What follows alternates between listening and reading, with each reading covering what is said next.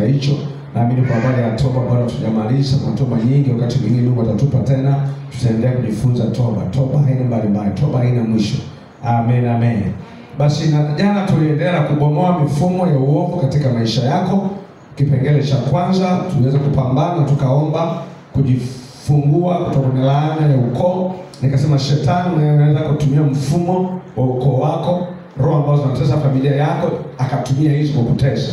Na tukajifungua. Lakini pia jana tuliomba, jana pia tulijifunza eneo la nchi. Eneo ambalo unatoka. Shetani pia anaweza akatumia, tukaona kwa habari ile Wafalme wa kwanza sura, Wafalme wa pili sura ya 17, 26 na 27 tuliongea vizuri sana. Anaongea kwa habari hawakujua taratibu za Mungu wa nchi wakauawa. Kwa tukaulasa leo tutapata nafasi ya kuomba hicho kipengele cha kujifungua katika laana ambayo anaweza kutumia kutoka kwenye ukoo uliotoka au kabila ulilotoka. Amen. Nikasema kuna watu wanaweza wakakosa kazi au fursa kutokana na ukoo. Amen. Au kabila au kijiji ambacho umetoka. Wewe unaweza kuwa ni mwema, lakini kule kijiji hicho pakawa na watu wabaya. Watu wakishikia bila hicho wakachukia. Kwa hiyo nikasema leo tutapata nafasi ya kuomba. Sasa leo tutaenda kipengele B, mfumo wa uovu ni nini? Mfumo wa uovu ni nini? Tuliangalia jana A, fahamu mfumo unaokutesa. Leo tutaangalia B, mfumo wa uovu ni nini? Mfumo wa uovu ni nini? Jana tuliona mfumo unaokutesa. Leo tutaangalia mfumo wa uovu ni nini. Kipengele cha kwanza, namba 1. Iko mifumo ya uovu mingi, lakini leo tutaangalia mfumo wa uovu namba 1. Mfumo ni hali ama matukio yanayojirudia kwako binafsi au familia au katika eneo. Tunapozungumzia mfumo ni nini? Nasema mfumo ni hali ama matukio yanayojirudia kwako binafsi. Matukio yanayojirudia kwako binafsi ama familia yako. Ni jambo ambalo kwenye familia au katika eneo unaloishi au eneo unalofanyia biashara. Matukio yanayojirudia. Matukio yanayojirudia. Kwa hiyo mfumo, unapozungumzia mfumo wa uovu ni nini? Ni mfumo ni hali ama matukio yanayojirudia kwako binafsi kwenye maisha yako. Shetani hutumia jambo kujirudia, kama ni ugonjwa, kama ni hali fulani kwa kipindi fulani, huwa ni kitu ambacho kinaenda na kujirudia. Unakuta ni kitu kipo mara kwa mara kinarudi. Amen. Amen. Shetani hutumia hicho. Unakuta kama kuna ugonjwa fulani, kuna wengine labda kila baada ya miezi mitatu anaumwa kichwa. Aikaa kidogo anaumwa kichwa. Ana ugonjwa wake ni ule unaojirudia. Huo ni mfumo ambao lazima kupambana nao. Amen. Shetani anatumia jambo hilo. Sasa wengine au kwenye familia watu wanakufa kwa kifua kikuu. Na mwingine anakufa kile akifa huyu tena mwaka ujao anakufa ule kwa ugonjwa ule au matukio yale. Kwa unapoona kwenye familia kuna mambo yanayojirudia, huo ni mfumo wa shetani. Ameweka jambo fulani kwenye kutesa familia kwa kitu hicho. Amen. Au watu kujinyonga au watu kufa hivi. Kwa hiyo unaona kila familia, aidha kwenye familia au kwenye eneo ambalo unaishi. Na msikini wewe uko salama kwenye wako binafsi, lakini kwenye eneo uliloko au kwenye wilaya ulioko au kijiji ulichoko kuna jambo ambalo linajirudia. Amen. Watu wanakufa kwa vitu fulani au kuna magonjwa au kuna hali fulani. Unapoona hali hiyo, ujue huo ni mpango wa adui kuleta maangamizi hapo. Bwana Yesu asifiwe. Sasa hebu tuangalie mfano mmoja kwenye Biblia. Eneo la utasa katika familia ya Ibrahimu. Kitu ambacho kinajirudia. Tuone utasa katika familia ya Ibrahimu. Utasa katika familia ya Ibrahimu. Tuone mtu wa kwanza, namba 1, Sara mkewe Ibrahimu. Mwanzo 11:30. Mwanzo 11:30. Tuone mfano Sara mkewe na Ibrahimu. Mwanzo 11:30.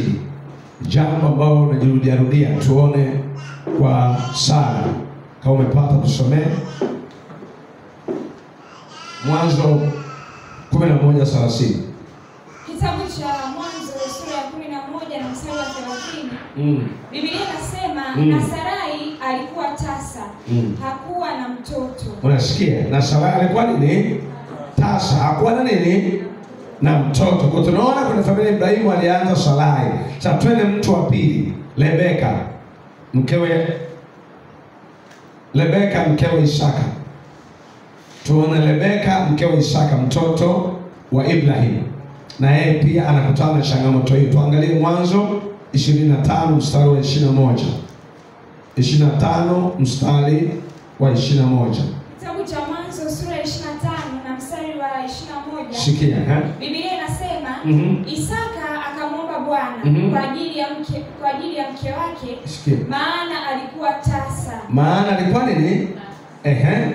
Naye Bwana akamuitikia, na Rebeka mkewe akachukua mimba. Ilipita miaka 20. Sara yeye ni 25. Rebeka miaka mingapi? 20. Unaweza kuona alipogundua mbona jambo hili sio, akamuomba kuvunja ule mfumo. Alipoomba Bwana akamwita. Lakini wakati amekaa mwaka wa kwanza aombe, anasubiria mwaka wa pili, mwaka wa tatu, mpaka mwaka wa 20. Ukisoma mbele anasema Isaka akamuomba Bwana kwa ajili ya mkewe aliyekuwa. Unaona, ni jambo ambalo linarudia tena kwenye familia. Limejirudia tena. Ameanza mama yake amekaa miaka 25. Anakuwa mtoto wake akaa miaka 20. Jambo linalojirudia. Tuangalie mtu wa tatu pia. Jambo hili bado alikuacha. Twende mtu wa tatu, Raheli mkewe Yakobo. Raheli mkewe Yakobo. Mwanzo 29:31. Mwanzo 29:31. Kitabu cha Mwanzo sura ya 29 na mstari wa 31. Bwana akaona ya kwamba Lea hakupendwa, naye akafungua tumbo lake, bali Raheli alikuwa hazai.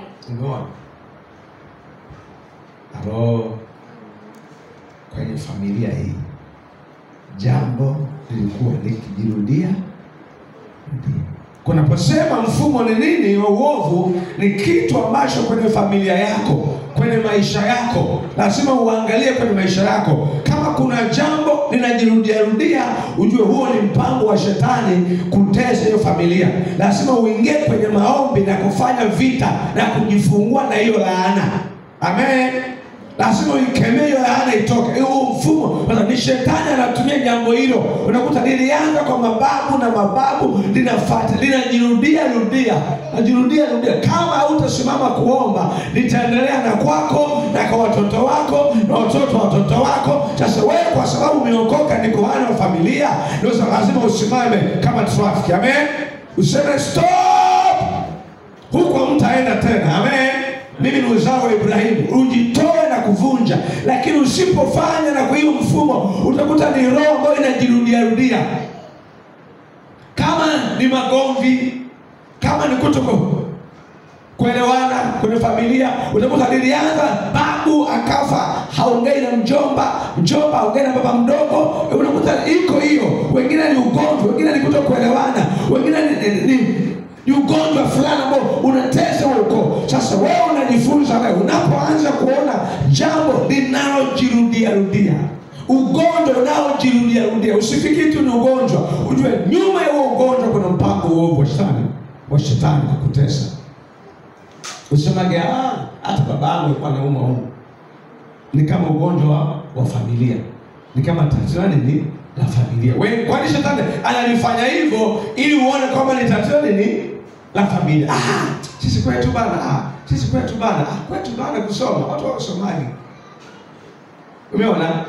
Na wewe unakubali kuna nini? Kwa sababu wasomi. Sisi kwetu hawakaagi na ndoa. Kuna shangazi, mjomba, akukaa, anakaa. Unakuta hiyo inaingia. Na wewe kwa sababu umeokoka, usipoivunja na wewe utakaa vile. Kwa kila ukoo una jambo ambalo linajirudia. Sasa lazima uone hiki kitu unaposimama. Angalia Ibrahim, Simona anaanza kwa Sara, anatoka Sara na mtoto wake Isaka anakuja Yakobo. Ni mpaka Yakobo alipopigana mieleka akabadilishiwa jina. Kwa watoto wake hatuambiwi watoto wa Yakobo walikuwa tasa. Amen. Ulishia pale. Kwa nini alisema kweli ni kujitoa kwa utaitwa Yakobo, utaitwa Israeli. Haleluya. Maana taifa teule, taifa takatifu. Kwa lazima usimame kuomba kama kuhani. Kwa hii roho ya ujinga, hii roho ya kifafa, hii roho ya kitu fulani, ugongo, usimame kuomba, yani upige mpaka waikishe kwako na kizazi chako hauendelei tena, kwa sababu wewe ni kuhani, umeelewa. Lazima uvunje mfumo. Sika unaongea na mtu hapa. Bwana Yesu asifiwe sana. Lakini kasema namba 2, mfumo ni mashambulizi yanayofanyika katika maisha yako ya mara kwa mara katika majira fulani. Mfumo ni mashambulizi yanayofanyika katika maisha yako mara kwa mara katika majira fulani. Ni mashambulizi yanayofanyika katika maisha yako mara kwa mara katika majira fulani. Ni kipindi fulani. Mmekutana na familia hizo ambazo wanasema kipindi mahindi yakianza kutoka, kipindi cha kiangazi, maji yakianza, kuna watu wanaanza kutembea kwenye hali ile. Sasa unapoona jambo hilo mara kwa mara inakurudia, hata mimi lazima uangalie mashambulizi ya adui yanayokuja mara kwa mara wakati wa jambo fulani. Kipindi fulani kikitokea kwenye maisha yako, ukaanza kupitia hali fulani, usione hali ya kawaida. Kama mimi kipindi fulani kikifika, huwa na umwaga kichwa, huwa na umwaga tumbo, huwa naangukaga, huwa tunafanyaga, usirizike. Lazima usimame kukataa. Huo ni mpumo wa shetani akupumbaze uone ni hali yangu ya nini ya kawaida. Si kama unaongea na mtu. Kwa mfumo wa adui ni mashambulizi yanayofanyika katika maisha yako mara kwa mara katika nyakati fulani. Kwa nyakati hizo zikitokea, lazima usimame kuomba. Bwana Yesu asifiwe. Hebu tuangalie kitabu cha Mathayo 22 mstari wa 25 na 26. Alafu tutasoma na Yohana 5:4 mpaka 7. Kitabu cha Mathayo 22, 25 na 26. Kitabu cha Mathayo sura ya 22 mstari wa 25 na 26. Sikia anachosema. Basi kwetu kulikuwa na ndugu 7. Ndugu wangapi jamani? 7. Sikia Wa kwanza akaoa, akafariki. Na kwa kuwa hana mzao, akamwachia nduguye mke wake. Vivyo hivyo wa pili naye, na wa tatu, hata wote 7 wakafa. Sika umeisoma hiyo. Wakampa historia Yesu.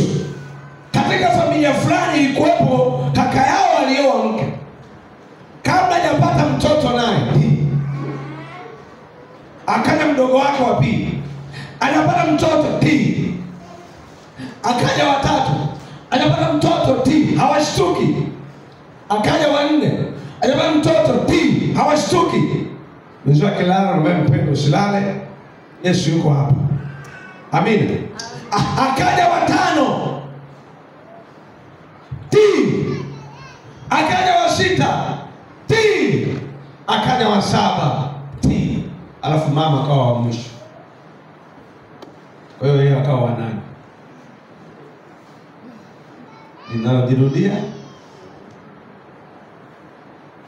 baba alikufa na kile, akaja mama akafa, mjomba. Usiposhtuka wataisha. Hawa hawakushtuka. Nini kwake kinaua? Hawakushtuka kusimama kupinga. Akafa kaka, akafa. Anasema mpaka 7. Manake waliisha. Wangebakia na 8, wangeisha mpaka wote. Kwani kwa sababu ni roho ilikuwepo ipo. Shetani alitumia yule mwanamke kuendelea kushambulia hii familia. Huyu wa kwanza akafa, baadaye ashtuka akimbie, na yeye akaenda akaondoka. Amekaa tu akaondoka. Amekaa mpaka wote 7. Anasema mara na huyu mwanamke naye akafa. Kwani ni jambo linalojirudia. Usichukulie rahisi. Usiposimama kama kuhani wa zamu, sikiliza, hapana, huo ninakataa hiyo laana kwenye familia yangu, nakataa hiyo laana kwenye maisha yangu. Hiyo hali usipoiambia, inayojirudia rudia ukafikiri jambo la kawaida,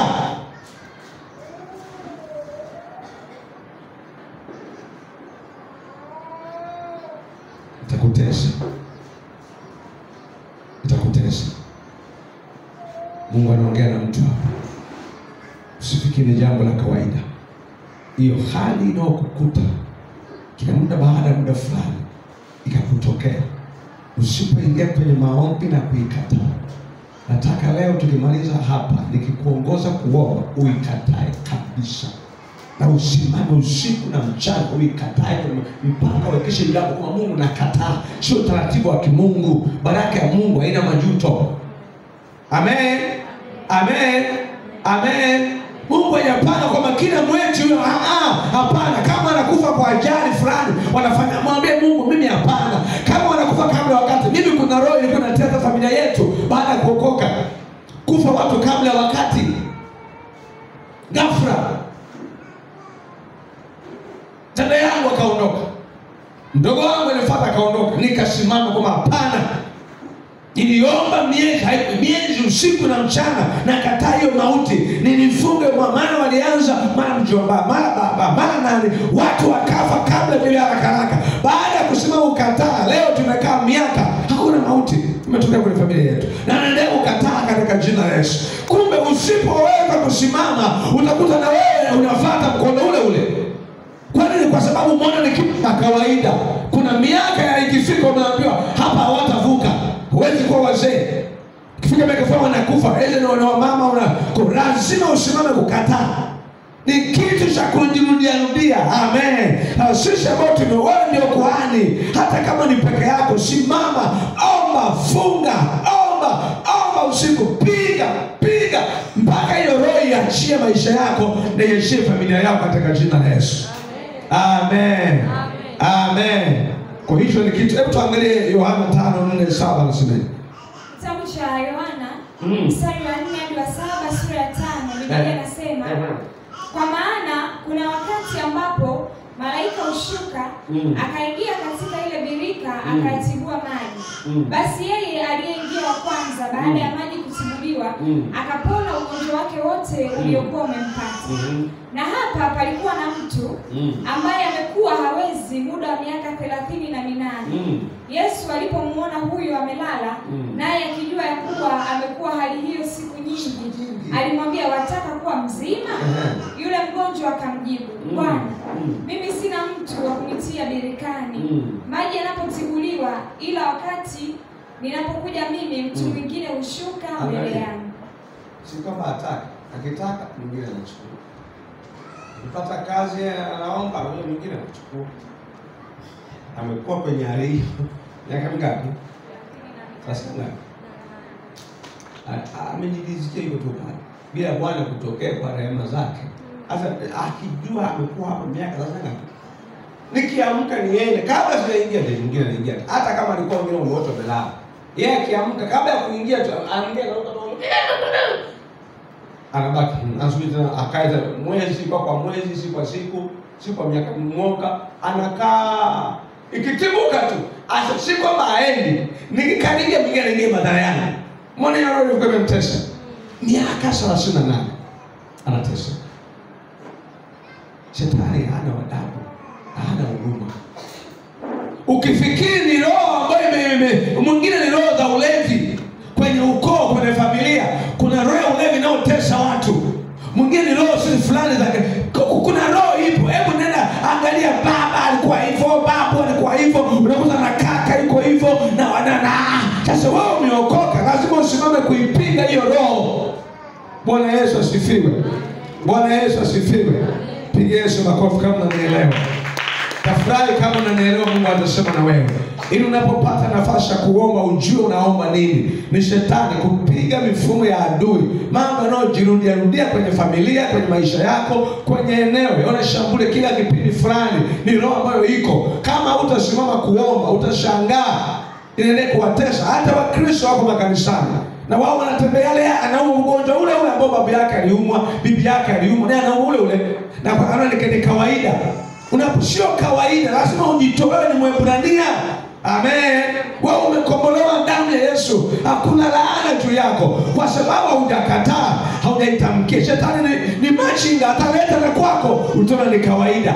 Mtoto wako ni kawaida ya ukoo wetu. Hapana, useme mimi nimeokoka, mimi ni Mwebrania, mimi ni uzao wa Kristo.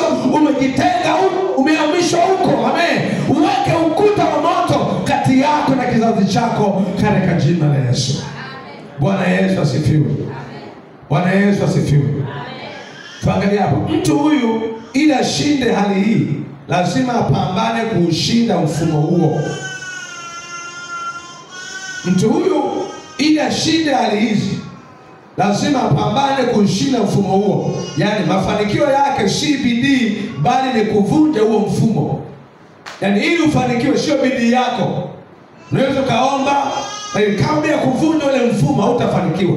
Kwa ili ufanikiwe lazima uvunje huo mfumo, huo muunganiko huo, na hiyo roho uipambane, uivunje, upige huo muunganiko, uvunje, hakikisha umeondoka, haupo kwako na watoto wako. Lakini kama utafanya bidii ya kufanya biashara, utafanya kufanya kazi, ya kusoma, lakini hautaona matunda kwa sababu mfumo haujavunjwa. Amen.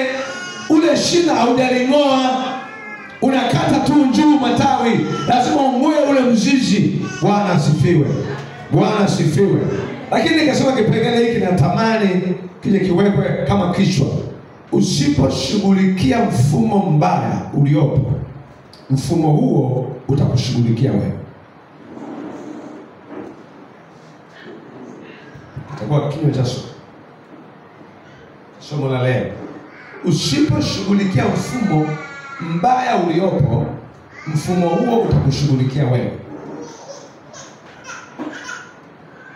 Kwa hiyo aidha unataka au hutaki, aidha unapenda au upendi, usiposhughulikia mfumo mbaya uliopo kwenye maisha yako, kwenye ndoa yako, kwenye familia yako, kwenye jamii yako, usiposhughulikia huo mfumo mbaya uliopo unaotesa familia yako, anasema hivi, mfumo huo mbaya utakushughulikia wewe.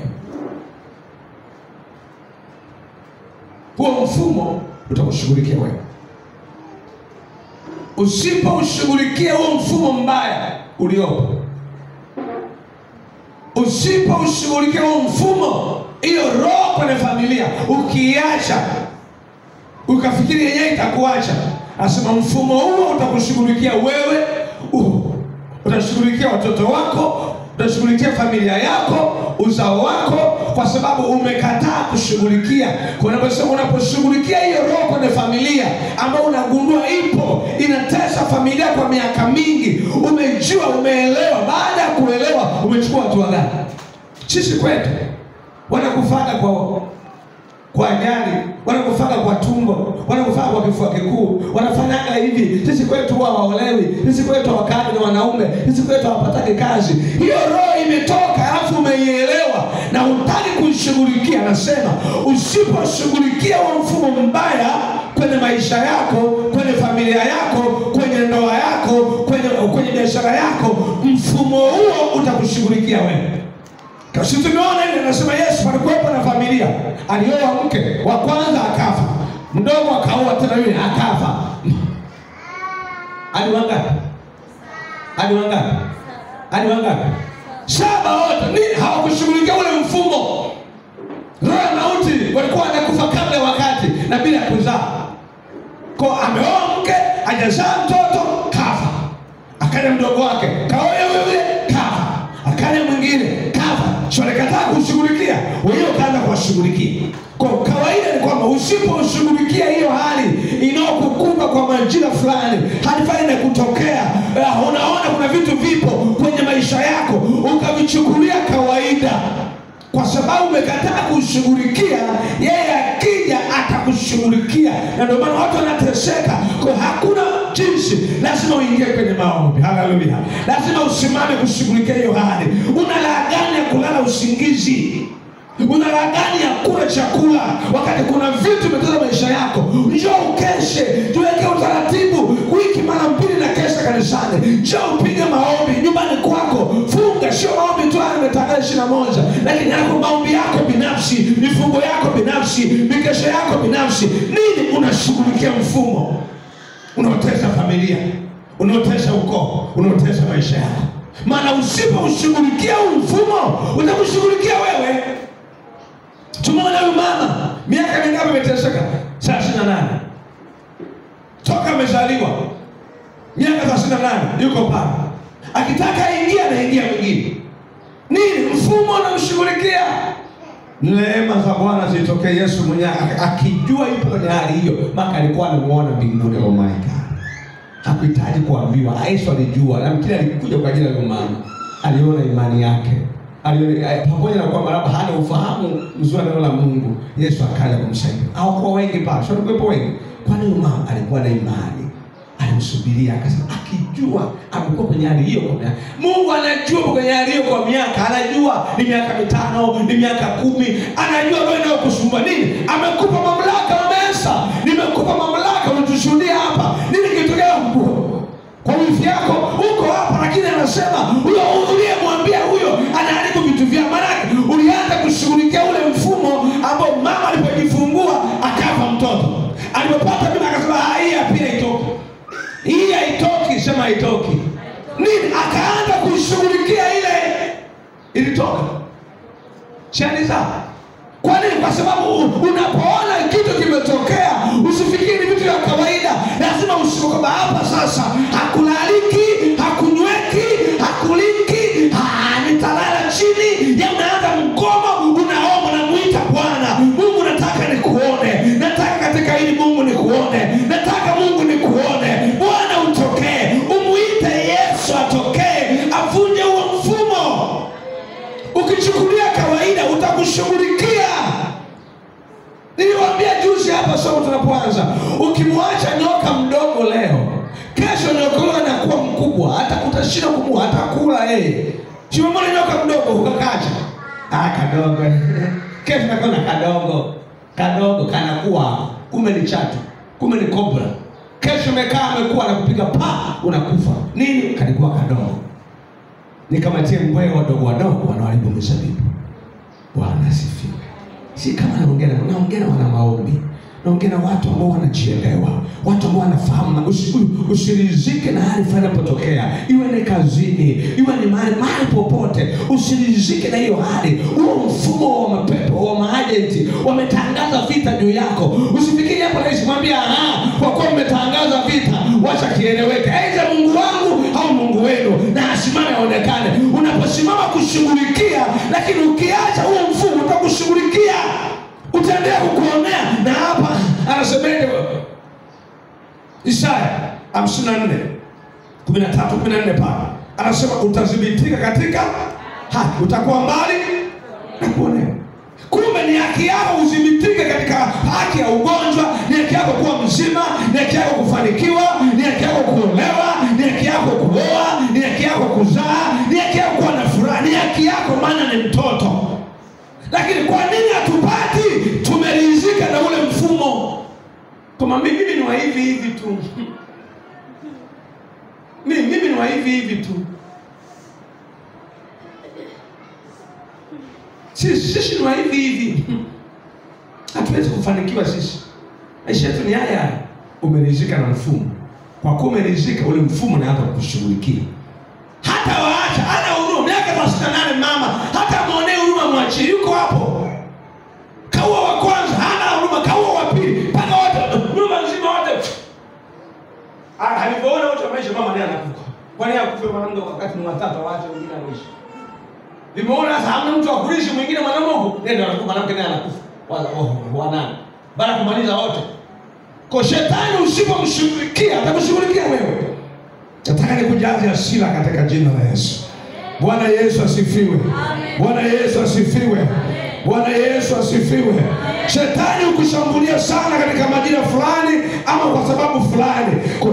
Kwa sababu sababu ya majira fulani yaliyoratibiwa kwako, ama kuna vitu fulani vya kimvuto kwako ambacho unapaswa ukiondoe. Kwa hivi ni vitu ambavyo vipo. Kuna majira ambayo unaona ameinuka, ukipata tu mshahara, matatizo haya hapa. Nagundua mimi nikipata tu hela macho yanakuja, okay, kumbe hapa kuna mlio wa nani kunyonya, lazima ushughulike nao. Amen. Nikipata tu hela hivi, yani sina mambo. Hela nikiingia tu matatizo kama yote. Unafikiri Kristo nini? Cha kawaida. Amen. Ukipata tu hela mara madeni, mara mtu akukopa, na unakopesha hawalipi. Ukifanya hivyo upate, ujue huo ni mfumo wa adui wa kushughulikia maisha yako. Kwa sababu umekataa kushughulikia, utakushughulikia mpaka unakufa. Sema leo nakataa. Leo nakataa. Leo nakataa. Leo nakataa. Kwa jina la Yesu. Kwa jina la Yesu. Kwa jina la Yesu. Kwa damu ya Yesu. Simame, nataka nikuongoze mazingira haya. Tutaanza na ile la eneo.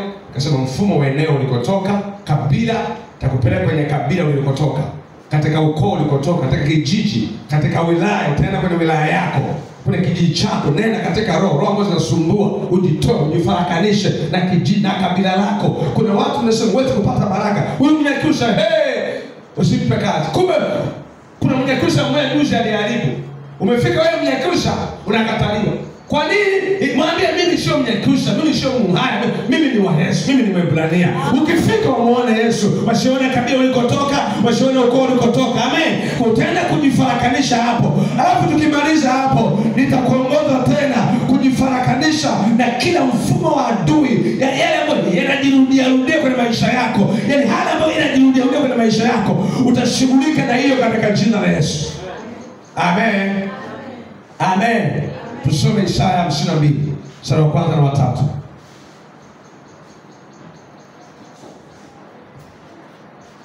Kabla ya hiyo, kabla sijaombea huko, nilisema tukifika tamwombea mwanangu Christina pita mbele.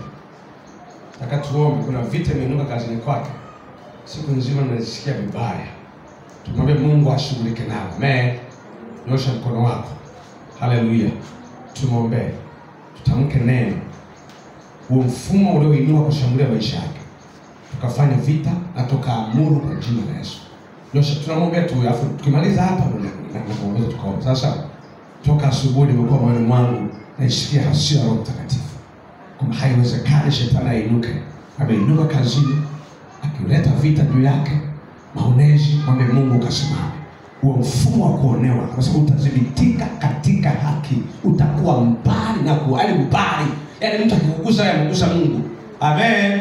Kama walikuwa hawajui kama ni Mwebrania, kama huyu ni Myahudi, kuanguka wataanguka tu. Wakasema kama huyu Mordekai ni Myahudi, mtaanguka tu. Ule mkuki, ule mti waliokuwa wamemwekea alitundikwa mwenyewe na watoto wake kwa jina la Yesu. Sema kwa jina la Yesu. Kwa jina la Yesu. Tuko mbele zako Mungu mkuu, tumepatana kwa ajili ya mtoto wako Christina. Kwa jina la Yesu tunasimama mbele zako Bwana, kuhukumu kila mfumo ulioinuka kinyume chake, kinyume na mtoto wake, kinyume na kazi yake. Hiyo roho tunaihukumu kwa jina la Yesu. Kwa jina la Yesu. Hiyo roho tunaipiga, tunaipiga, tunaipiga, tunaipiga, tunaipiga. Hiyo roho ya kuonewa kwa jina la Yesu. Kwa jina la Yesu. Kwa jina la Yesu. Huo mti ulioandaliwa kumtundika huyo aliyeuandaa, tunaamuru akamatwe na atundikwe kwa jina la Yesu. Ilo shimo walilomchimbia, tunaamuru waliochimba wakamatwe, watupu wenyewe, waanguke wenyewe. Ilo kaburi waliomchimbia, tunaamuru waliochimba wakamatwe na kuzikwa wenyewe kwa jina la Yesu. Ilo aibu walioiandaa, tunaamuru wakamatwe, ilo pate wenyewe kwa jina la Yesu. Ayomba Baba katika jina la Yesu, kwa jina la Yesu Kristo wa Nazareti. Kwa kuwa huyu Mungu ni Myahudi, kwa kuwa huyu Mungu ni Mwebrania, kwa kuwa huyu Mungu ni Mwebrania, amekombolewa na damu ya Yesu, amenunuliwa na damu ya Yesu. Amgusaye yeye amegusa wewe, amuonea yeye amekuonea wewe. Tunawaleta Bwana walioinuka kazini kwake, walioinuka kazini kwake, kwa jina la Yesu Kristo, kwa jina la Yesu Kristo. Wakamatwe shimo alilochimba, wakatumbukia wenyewe, wakatumbukia wenyewe. Ule mtu aliouandaa juu yake ukawanasa wenyewe, kwa jina la Yesu Kristo. Mungu mkuu, Mungu mwenye nguvu, Mungu mwenye uwezo na mamlaka, ninamuunganisha na madhabahu yako, ninamuunganisha na kiti chako cha nje, ninamsimamisha mahali panapo nafasi, wakawa ya adui zako ni adui zake, kwa jina la Yesu. Wakaliogopa jina la Bwana, ukamtambulishe, ukamdhihirishe, ukamthibitishe ya kwamba amekubeba Mungu mwenye nguvu, Mungu mwenye uwezo na mamlaka. Karabashenderebo sakata, rinda mandorobo sekete. Inatamka baraka juu yako, inatamka baraka juu yako. Wewe ni mbarikiwa, wewe ni mbarikiwa, wewe ni mbarikiwa. Baraka ya Bwana ikae juu yako. Yoyote atakayekubariki na abarikiwe, anayekulaani amejilaani mwenyewe. Rimano raba seke, naachilia nguvu ya Mungu ndani yake. Damu ya Yesu kamzingire, malaika wa Bwana waende pamoja naye. Damu ya Yesu kanenea juu yake. Asante, maana vita si yetu, vita ni ya kwako. Kapigane mwenyewe kwa utukufu wako, na jina lako likainuliwe kwenye maisha yake, katika jina la Yesu Kristo. Ninambariki kwa damu ya Yesu. Asante Yesu. Sema kwa jina la Yesu. Isaya 52. Nisome na karaka Isaya 52. Acha tu nisome mwenyewe, jiweke tu vizuri. Isaya 52. Kuna kitu Isaya 52 mstari wa pili na wa tatu. Nasema jikungute mavumbi uondoke, jikungute mavumbi uondoke, uketi Yerusalemu, jifungue vifungo vya shingo yako, binti Sayuni uliyefungwa. Maana Bwana asema hivi, mliuzwa bure, nani mtakombolewa bure. Katika jina la Yesu, katika jina la Yesu, katika jina la Yesu, katika jina la Yesu. Sema kwa jina la Yesu, kwa jina la Yesu.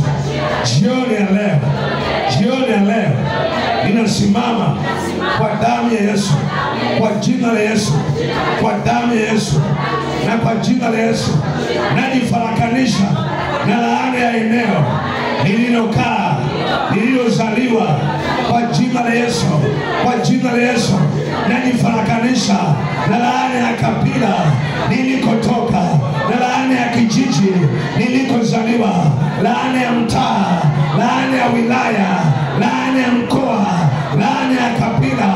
Najifarakanisha na hiyo laana, na hiyo laana kwa jina la Yesu, kwa damu ya Yesu.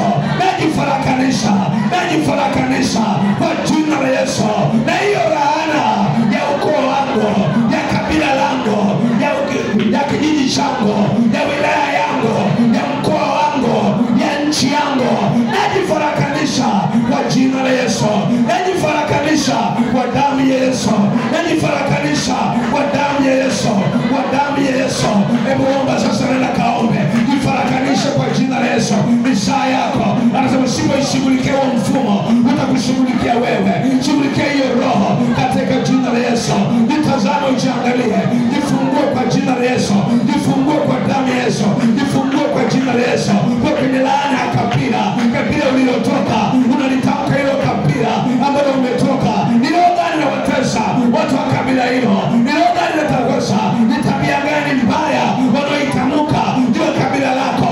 Jifungue kwa damu ya Yesu, jifungue kwa damu ya Yesu. Ndio kwenye hilo kabila, kabila la Kinyakyusa, kabila la Kihaya, kabila la Kigogo, kabila la Kisukuma, kabila la Kichaka, kabila lako nalijua.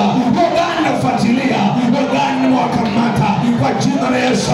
Nifungue, nifarakanishe kwayo, katika damu ya Yesu. Nifarakanishe kwayo, katika damu ya Yesu, katika damu ya Yesu. Laana ya kabila, laana ya kijiji, laana ya wilaya, laana ya mkoa, katika jina la Yesu nimefarakanisha. Anasema nikumute mavumbi uondoke, nikumute hiyo laana uondoke kwa jina la Yesu Kristo. Kataa hiyo laana ya mkoa uliotoka, ya wilaya uliotoka, ya kijiji uliotoka, ya kabila uliotoka, eneo unalokaa, eneo unaloishi. Hiyo laana nifue, nikumute mavumbi uondoke binti Sayuni kwa damu ya Yesu. Nifungue kwenye hiyo laana, katika jina la Yesu. Ninajifungua kwenye laana ya kabila niliyotoka, kabila la Wanyakyusa, katika jina la Yesu. Ninajifungua na hiyo laana na hiyo kabila kwa damu ya Yesu, kwa damu ya Yesu. Najitenga leo na hiyo laana na hiyo kabila, najitenga leo na hiyo laana ya kijiji wazazi wangu walikotoka, ya kijiji, ya kata, ya wilaya, katika jina la Yesu. Na kwenda katika roho kijiji cha Sukura, kijiji cha Mwakalele, najitenga nayo kwa damu ya Yesu. Wilaya ya Rungwe, najitenga nayo kwa damu ya Yesu. Hiyo laana ya wilaya inayotesa watu wote wanaoishi katika wilaya, najitenga nayo, katika jina la Yesu. Najitenga nayo katika damu ya Yesu, najitenga nayo katika jina la Yesu. Huo mkoa wa Mbeya, laana hiyo inayotesa mkoa kwa damu ya Yesu, mimi najifarakanisha, najifungua na hiyo laana inayoandama watu wa mkoa huo kwa jina la Yesu, kwa damu ya Yesu. Mimi ni Mwebrania, mimi ni Myahudi, mimi ni uzao wa Kristo, taifa takatifu, watu wa miliki ya Mungu. Nimenunuliwa na damu ya Yesu, nimekombolewa na damu ya Yesu. Nifarakanishe na wilaya uliotoka, na mtaa uliotoka kwa damu ya Yesu. Fungua nafsi yako, fungua roho yako. Hiyo laana hiyo kamata watu wa mji huo, watu wa mkoa huo, watu wa wilaya hiyo, hiyo roho kwa damu ya Yesu. Hata kazini imeleta madhara kwenye maisha yako, imeleta madhara ya ukoo uliotoka, ya kabila uliotoka, kwa jina la Yesu.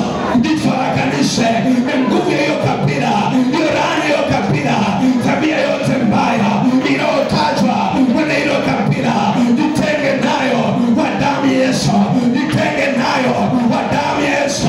Akasema binti Sayuni, nikungute mavumbi uondoke, nikungute mavumbi uondoke, ondoke na hiyo kabila, ondoke na huo mkoa, ondoke na hiyo wilaya, ondoke na hiyo kata, ondoke na hiyo kijiji, hicho kichongozi, hiyo balozi, nyumba 10, toka hapo kwa damu ya Yesu, toka hapo kwa damu ya Yesu. Na familia yako na watoto wako, toka hapo kwenye hiyo kitongozi, toka hapo kwenye hicho kijiji, toka hapo kwenye hiyo kata, toka hapo kwenye hiyo wilaya, kwenye huo mkoa, kwenye hiyo nchi, kwa jina la Yesu. Tunajifarakanisha na laana ya nchi inayowatesa wa Tanzania. Rapa sekete mando rababa rike mando raba, kwa damu ya Yesu najifarakanisha na laana ya uchungaji wa uongo, manabii wa uongo, kwa damu ya Yesu. Mimi ni mtumishi wa Bwana, najitenga na manabii wa uongo, wachungaji wa uongo, watumishi wa uongo. Hiyo laana inayofuatilia kwa damu ya Yesu, watumishi wa mkoa wa Mbeya, najitenga na hiyo roho, roho ya kiburi, roho ya majivuno, roho ya kujiinua. Najitenga na hiyo roho ya kupenda fedha, ya zinaa, najitenga kwa jina la Yesu na hiyo roho ya watumishi, toka huo mkoa, toka wilaya, toka hicho kijiji, toka hilo kabila, kwa damu ya Yesu. Hata pia najitenga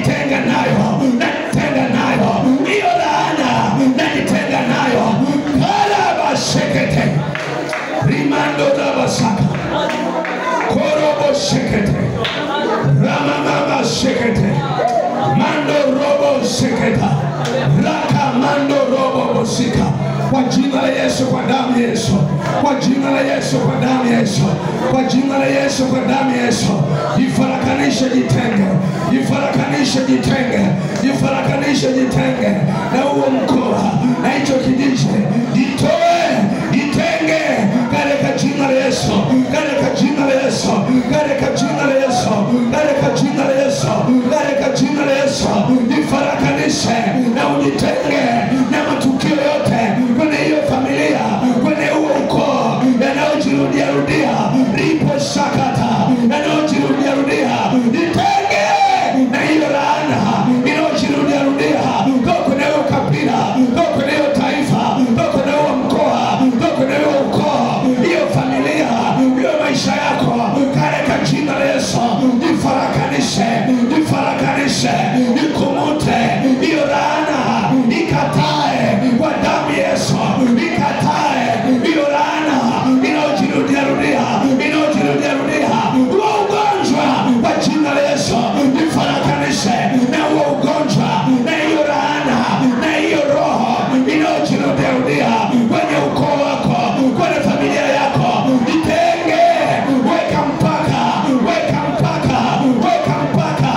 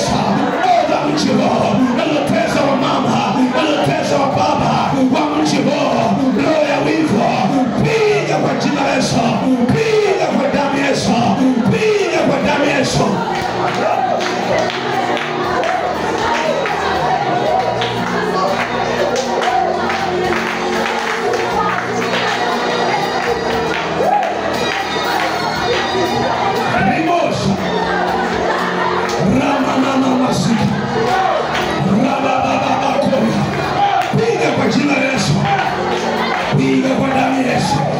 Piga kwa jina la Yesu. Neno la Bwana. Neno la Bwana. Utakuwa mbali na kuonewa. Utazibiti katika haki yote ya Mungu. Silaha juu yako haitafanikiwa. Inayotumia nayo mapepo. Hiyo silaha ya filimasone. Piga kwa jina la Yesu. Iwa tetane. Piga kwa jina la Yesu. Achilia moto kutoka mbinguni. Ulipua hizo madhabahu za filimasone. Bila kufuatilia za Illuminati. Ita moto. Lipua. Piga kwa jina la Yesu. Roho za kichawi. Wachawi na waganga. Piga kwa Yesu. Kwa vyama vyao. Kwa vyama vyao. Na mwagia moto. Na mwagia moto. Na mwagia moto. Na mwagia moto. Na walipua kwa jina la Yesu. Na walipua kwa damu ya Yesu. Na wakamshinda shetani kwa damu ya mwana kondoo. Enda na damu ya Yesu. Damu ya Yesu ni moto. Hakuna pepo. Hakuna uchawi. Hakuna uganga. Kwa Yakobo. Kwa Israeli. Usiogope. Aliye upande wako ni mkuu. Piga uchawi wao. Lipua majini yao. Lipua mishukule yao. Lipua mapepo yao. Lipua kwa jina la Yesu. Lipua kwa damu ya Yesu. Wanaopambana na wewe katika familia, katika ukoo. Na walipua. Na walipua. Na waangamiza. Enyi roho za mishukule. Enyi majini. Enyi mashetani. Mnaofanya vita na kanisa la Bwana. Mnaofanya vita na familia yako. Mnaofanya vita na huduma yako. Moto kutoka mbinguni. Nalipua kwa jina la Yesu. Nalipua kwa damu ya Yesu. Nalipua mtaani kwako. Balozi yako wanaofanya vita. Napeleka moto. Nalipua uchawi wao. Nalipua nguvu zao. Nalipua kwa damu ya Yesu. Nalipua kwa damu ya Yesu. Wakaliogope jina la Bwana. Wakaliogope jina la Bwana. Kila mfumo wa kishetani unaofanya kazi kinyume na maisha yako, mfumo wa kipepo unaofanya kazi kinyume na huduma yako, na washa moto, na achilia moto, nalipua. Rababa sakata. Remo sekete. Kwa jina la Yesu, kwa damu ya Yesu. Ndio jirudia kwenye maisha yako. Iwe ni ndoto mbaya. Inajirudia kwenye maisha yako. Ilipua kwa jina la Yesu. Chanzo cha hiyo ndoto. Peleka moto. Ilipua hiyo ndoto kwa jina la Yesu. Iwe ni majini mahaba. Peleka moto. Lipua kwa jina la Yesu. Lipua hiyo ndoto mbaya. Lipua lango la ndoto. Shetani anapitia kukujia usiku. Lipua kwa jina la Yesu. Lipua mawazo mabaya. Lipua kwa jina la Yesu. Kwa damu ya Yesu. Kwa damu ya Yesu. Kwa damu ya Yesu. Kwa damu ya Yesu. Huo mfumo wa shetani unaokufuatilia kwa jina la Yesu. Vunja huo mfumo. Haribu kabisa. Haribu muunganiko wao. Haribu kompyuta zao. Haribu mawasiliano yao. Mfumo wao. Huo muunganiko wa kizazi cha kwanza. Lipua kizazi cha kwanza. Kizazi cha pili. Lipua kwa damu ya Yesu. Kizazi cha tatu. Lipua kwa damu ya Yesu. Kizazi cha nne. Lipua kwa damu ya Yesu. Lipua hizo roho. Piga kwa jina la Yesu. Piga huo mfumo unaotumiwa na adui kujirudia katika jina la Yesu. Tumemgundua leo. Amekuja kwa sura ya ugonjwa wa familia, ya tatizo la ukoo, tatizo la kijiji, tatizo la nchi. Lipua kwa jina la Yesu. Lipua mfumo. Lipua mawasiliano. Lipua mfumo. Mapepo wote, majini wote, nguvu zote zilizotumia huu mfumo. Piga kwa jina la Yesu. Piga kwa damu ya Yesu. Piga kwa jina la Yesu. Piga kwa damu ya Yesu. Piga kwa jina la Yesu. Karaba sekete. Mandaraba sekete. Kwa jina la Yesu, kwa damu ya Yesu. Kwa jina la Yesu, kwa damu ya Yesu. Roho inayojirudia kwa jina la Yesu. Tunakuangamiza kwa moto wa damu ya Yesu. Tunakuangamiza kwa jina la Yesu. Achia watoto wa Mungu. Achia maisha yao. Achia ndoa zao. Achia familia zao. Katika jina la Yesu. Katika jina la Yesu. Katika jina la Yesu. Katika jina la Yesu. Katika jina la Yesu. Tunatangaza kuwekwa huru. Najitenga na huo mkoo kwa damu ya Yesu. Mimi ni ukoo wa Kristo. Mimi ni ukoo wa ushindi. Mimi ni Mwebrania. Kwa damu ya Yesu Kristo. Kwa damu ya Yesu Kristo. Mimi ni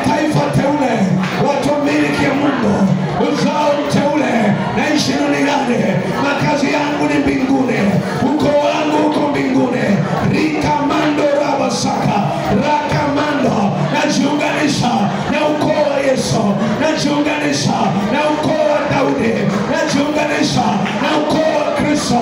Rikamando rabasaka, na familia yangu naiunganisha sisi ni uzao mteule kwa damu ya Yesu, kwa damu ya Yesu, kwa damu ya Yesu. Karaba sekete, jiunganisha, jiunganisha. Mandaraba sekete, rikamando robo. Wewe ni uzao mteule, wewe ni uzao mteule, wewe ni uzao mteule, wewe ni uzao mteule, wewe ni uzao mteule, wewe ni uzao mteule, wewe ni uzao mteule. Kwa jina la Yesu, kwa jina la Yesu, kwa damu ya Yesu, tunajiunganisha na ukoo wa Yahudi. Mke wa Anani akasema, ikiwa huyu ni Myahudi kuanguka utaanguka. Sisi ni ukoo wa Yahudi, ni Waebrania katika roho, ni uzao wa Ibrahimu, ni washindi na zaidi ya kushinda. Rakamando rabasaka, rikamando robosaka, rekemando rimanderebo sakata, rakamando robosekete.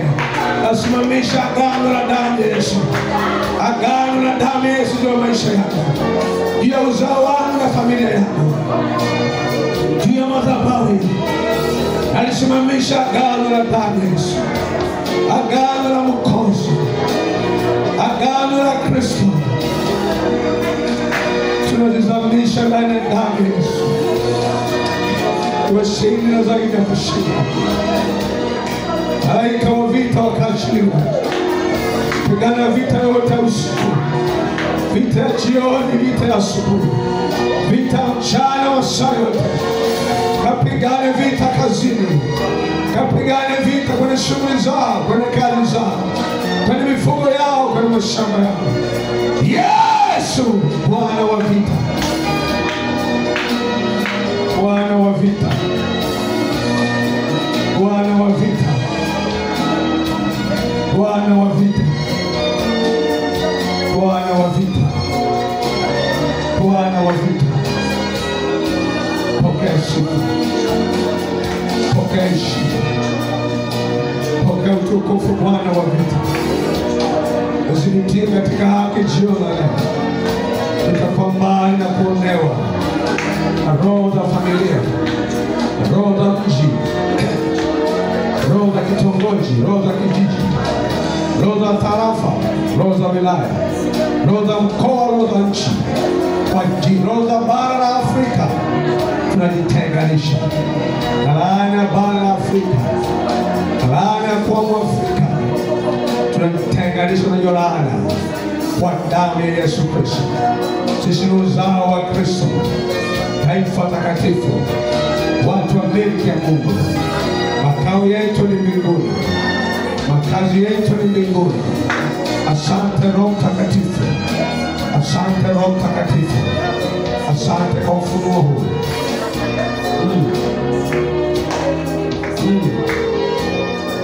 Asante kwa ufunuo, asante kwa ufunuo. Ndio Bwana, ndio Bwana, ndio Bwana. Unastahili, unastahili.